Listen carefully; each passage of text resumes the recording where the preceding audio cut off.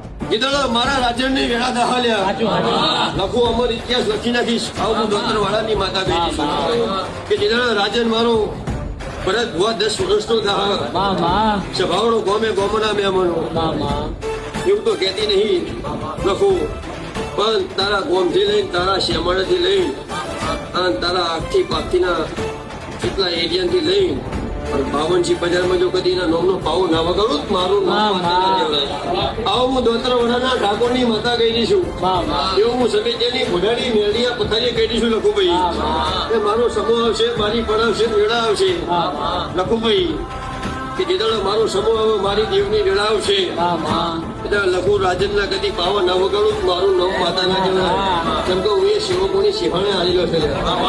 હું પડશે હું માતા આલે તો સ્વભાવનો ગોમે ગોમના મહેમાનો જો હું દીકરા આલ્યા છો મારા સતીજની માતાના આલેલા દીકરા વાગે જ પાછા પરત ભુવા.